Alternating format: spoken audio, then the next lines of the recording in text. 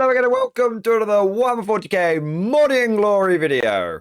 In today's episode, we are going to be taking a look at the new Terminator models revealed by Games Workshop at Adepticon and analyse what they mean for the faction, both in the lore and on the tabletop. Now, before we dive into today's episode, I'd just like to let you all know that I have included a link to Warhammer Community down in the description below. And if you follow that, you will go to the Warhammer 40k reveal page from Adepticon, where you can see lots of stuff about Warhammer 40k, Age of Sigmar, and all that kind of good stuff. That is where I am getting my information from for this video. I would also like to point out, though, that this video is not just going to be me gushing and regurgitating the same information that GW has put out. We are going to be doing a deep dive analysis on the models and the implications that they have for Warhammer 40k and the Space Marine faction. But with all that said, now let's dive right into today's episode. So the first thing that we're going to talk about is the models themselves. They are essentially a remaster, a glow-up of the current Terminator models. There is very little differences between these and the ones that you could actually buy. Now, that's not to say they're not a vast improvement. They definitely are. The old Terminator proportions were a little bit weird, and I remember seeing multiple pictures of people going, how does a human actually fit inside these? Your shoulders are going to have to come out of your ears and all this kind of funny stuff. So the proportions now make a lot more sense, and they look a lot more realistic, which is only a good thing. But let's be clear, these models are not radically different in their style and aesthetic to the current ones. They just look a bit better proportioned. But all of the classic Terminator features that you've come to know and love over the years are absolutely still here. You've got that iconic helmet shape. The Stormbolter still very much is how you would expect it to look. And they're still running around with power fists and assault cannons. In fact, I would be so bold as to wager that if you took a box of these guys and put them alongside a bunch of other Terminators in a 2,000 point game of Warhammer 40k, you might struggle to see the difference between the old sculpts and the new sculpts with all the other models and terrain on the table and the dice rolling and the beards flowing and all that kind of good stuff. Now, that is not a bad thing. In fact, that's something I highly applaud, and it's something that I was also really in favor of when the GW design team released the new Eldar models.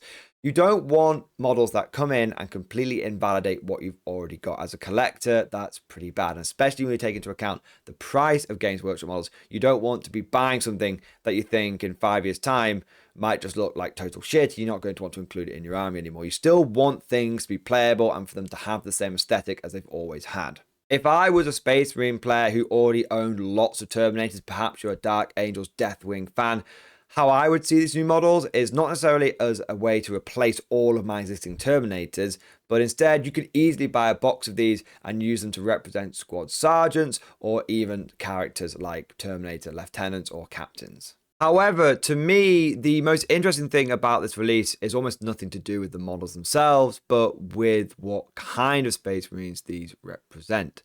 This is ostensibly a Firstborn Space Marine release. Now, I know GW has said in their article that these are not Primaris Terminators, these are not Firstborn Terminators, these are now just Terminators. And we'll dive into that a little bit more later on. But however you slice this, this is a Firstborn release. And this is one of the first OG Marine sculpts that we have had in a long time. For the last 5 years, it's been Primaris this, Primaris that, a bunch of units which apparently every single one of them begins with the letter I, and they've been okay. And I've definitely warmed the Primaris range a little bit over time once I've seen things like the way they've done the Black Templar ones and they've added a bit more flavor to them. They were a little bit vanilla ice cream when they first dropped Primaris, a bit too smooth here and there, but I have warmed up to them. But for a long time, it's just been Primaris this, Primaris that. And now we're starting to see Firstborn things coming back. And for me, this is really, really exciting because I've always been more of a Firstborn fan. For those of you that follow my channel, you know I like the classics. I've got loads of old school metal models in my Imperial Guard army. All of my Cadians are the older plastic ones, and they've been lovingly converted with beret hats and Mordian parade caps and all that kind of good stuff because I like old school things. I'm a sort of classics fan, and so that is where my preference has always been. Now, Primaris is something that just doesn't tickle my fancy, But if GW starts beginning a trend of bringing Firstborn back to the fore, and we start seeing a return of things like tactical Marine squads, imagine if they did the same thing they've done now with these Terminators, which have almost universally been accepted as a brilliant remastering and reimagining of the sculpt. Absolutely what the Space Marine community wanted. They didn't want Primaris Terminators, they wanted their old school Terminators back. They just wanted them to look a bit better. Imagine if GW starts doing this kind of stuff with other Firstborn units, Firstborn Tactical Marines, Firstborn Devastators. If we start seeing a remastering of the old school Space Marine range, I think we're going to see a lot of Space Marine players that exist right now being very happy. A lot of those people that are Firstborn fans for life are going to be very happy. They'll probably end up converting over their old school Firstborn to the new Firstborn. And you'll also have a lot of Primaris fans that are like, I was never interested in the old Firstborn, but now I'm all up for it. However, your boy MG has got a pretty hot take, a pretty controversial analysis of the situation. And I don't think we're seeing a remastering of the Firstborn line.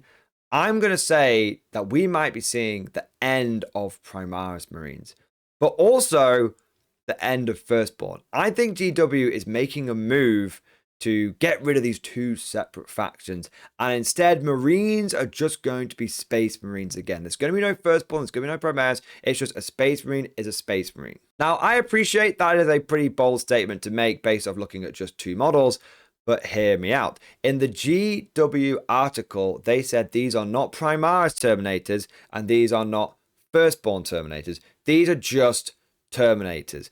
Specifically, they say any Space Marine veteran can earn the right to don a sacred suit of tactical dreadnought armor, so veterans of the Tyrannic Wars and the Indomitus Crusade alike are clad in the suits of revered Ceramite.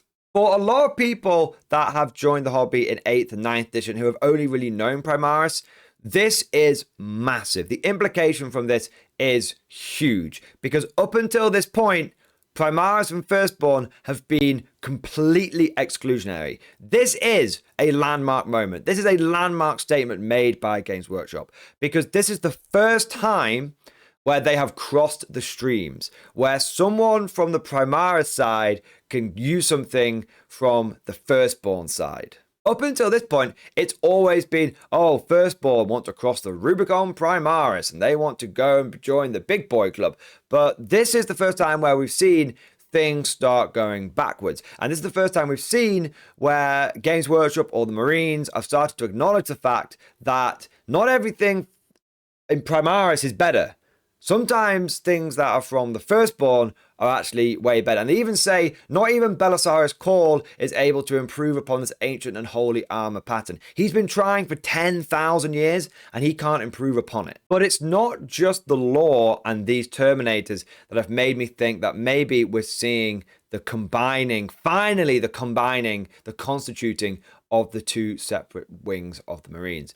Because in the cinematic trailer that GW showed off, there were loads of Marines fighting Tyranids. And one thing that stood out to me consistently was that the Marines that were fighting alongside each other were not using mono types of weapon. What I mean by that was it wasn't just a bunch of people with bolters and then a bunch of people with flamers.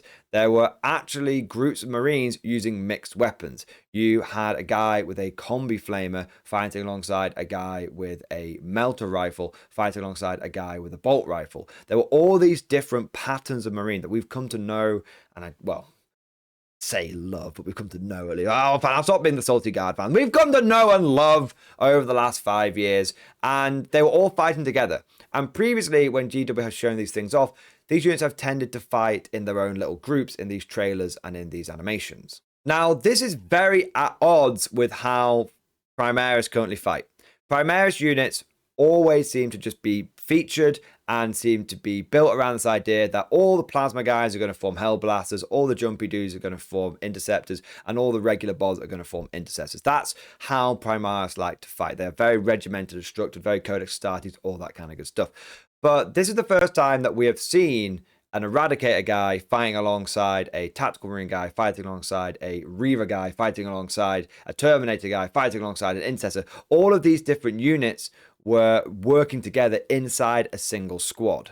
Now, there are a few explanations for why GW had these certain Marines fighting together in this video. Firstly, it was purely for aesthetics. There was no real game hints in there. It was just GW wanted to show off an Eradicator working alongside a guy with a Combi Flamer, working alongside a guy with a Bolt Rifle. Maybe that was it. And that makes sense. They're just trying to show off loads of different cool things. They want the trailer to be as cinematic as possible. I get it. But normally when they do show these units fighting, they are in their little squads and stuff. So it was different.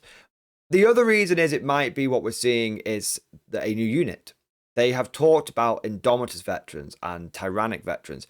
Maybe what we're seeing is a bit like how the Tyrannic veterans were the precursor to the Death Watch models. For those that don't know, Ultramarines have had Tyrannic War veterans for a really, really long time. These were specialist Marines. There was something in between, like a Terminator and a Tactical Marine. They got specialist equipment and specialist rules. And then GW kind of fleshed this idea out, and they went and released the full-blown Death Watch Marine range. And then maybe they're doing something again now with Indomitus Crusade. Maybe it's like, okay, we're going to have these aren't going to be like a full Death Watch army, but did you want like a Death Watch style veteran kill team in your Ultramarine army? Well, guess what? Now you can buy the Indomitus veterans, and you can take a Primaris Marine squad that has some guys with bolt rifles in it, some guys with melter rifles in it, some guys with the Hellblasters in it. Maybe that's what they're doing. It's not going to be like a full blown change. It's going to be this kind of squad that you can take. But knowing GW, if they were going to do that, they'd have a box set for it. And they'd be like, well, if we don't make a box for it, we're not making rules for it and all that kind of good stuff. So knowing GW, they would release that as a box. And maybe they will. Maybe you'll get a box that has different sprues from all the different types of Primaris Marine. But the other implication simply is, the other idea, and this is the maddest one, is that Primaris Marines are going. The idea of having these separate units is going. And instead, Primaris Marines and Tactical Marines and other Firstborn are basically just going to become one and the same thing. Now, let me explain a little bit more about this. Let me deep dive into this just for another minute or two. What I mean by this is, look at the current Space Marine range. Look at the kinds of infantry they've got available to themselves now. They have got intercessors with bolt pistol and chainswords. They have got intercessors with thunderhammers and plasma pistols. They've got intercessors available with all the different kinds of weapon you can imagine. They've got hellblasters, and then they've got heavy weapon guys there available now with the heavy intercessors. They've got heavy bolters, and then you've got the melter guys, and you've got all the different varieties of Marine that have just been Primarised. So before Primaris, we had all of these different guys. We had Devastators with multi-melters. We had Sternguard veterans like plasma guns and combi weapons, right? All of these things existed before. And maybe what GW is going to do now is that you won't buy an intercessor squad and you won't buy a tactical Marine squad. It'll just be called a Space Marine infantry squad. And what will basically happen is they'll go, look, you can use your old school Firstborn models to represent this. As long as you've got 3 guys with bolters, a guy with a plasma gun, and a sergeant model, you can take a Space Marine squad. But if you want to use the old school ones, you can do, or you can use your new Firstborn ones. But we're no longer going to have this separation between church and state. We're no longer going to have the separation between Primaris and Firstborn. A Marine is just a Space Marine at the end of the day. And he's going to work in a squad of Space Marines. If they do go down that route, it's kind of mad. Because when Primaris were first announced, a lot of people said, oh, well, that's the end of the Firstborn then. They're going to be gone. Firstborn are dead. Never buy any more Firstborn models ever again.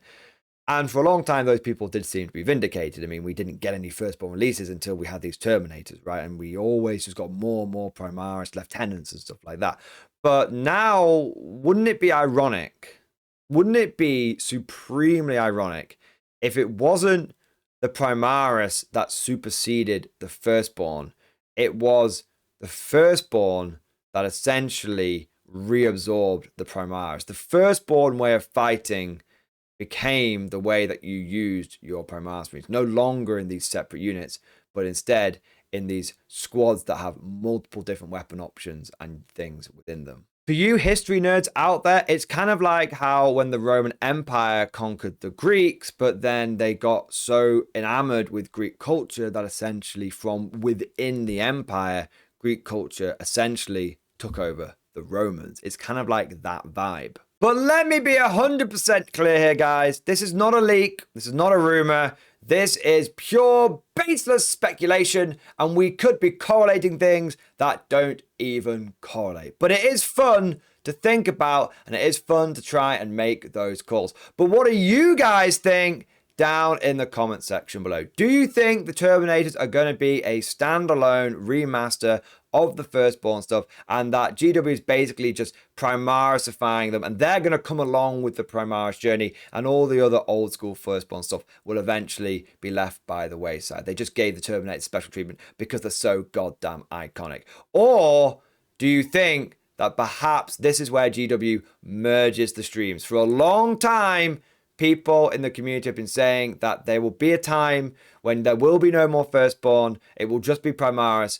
Do you think perhaps it's actually the other way around, where there is no more Firstborn or Primaris, there is only Marines? Let me know what you think down in that comment section below. Now, that's all for today, folks. I hope you've enjoyed the video. If you have, make sure you smash that like button like a Terminator smashes its fist into a Xenos' face, and also press that subscribe button like it is an Exterminatus. If you really enjoyed today's video or you found it particularly interesting, then please consider becoming a channel member or Patreon supporter. By becoming a channel member or Patreon, you will gain access to the Mordian Glory Discord, which is an online community of over 1,000 people. And you better believe we are discussing all things 10th edition in there. And I'd just like to take a moment now to say a big thank you to all of the latest channel members. So a huge thank you to Al Sovan, George Baker, Lord Castellan, Chris P. Bacon, Amateur Author, Mason Ballard, Atin, Hunter Dean, Liam Mulney, Justin, Jay Bucko, Wrath, Jodekai, Ian Varney, Darren Holmes, Daniel P, Marco Leemberg, Grim Squeaker, Archduke Beck, and Victor Siegelman. Thank you guys for your support. Thank you for doing your part. I also want to do a shout out to the Patreon supporters as well. So a massive thank you to David J. Kelly, Colonel E111, Jack Attack, Atin, Blark, and Nauglader. Thank you guys for becoming Patreon supporters.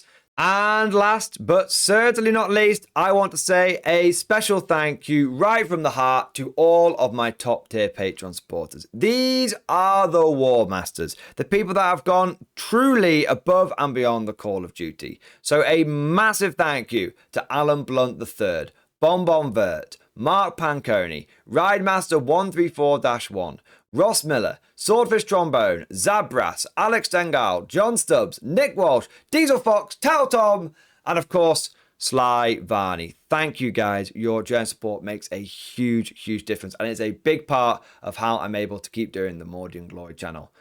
I hope you've all enjoyed today's video. Thank you for watching, and of course, as always, I'll see you guys next time.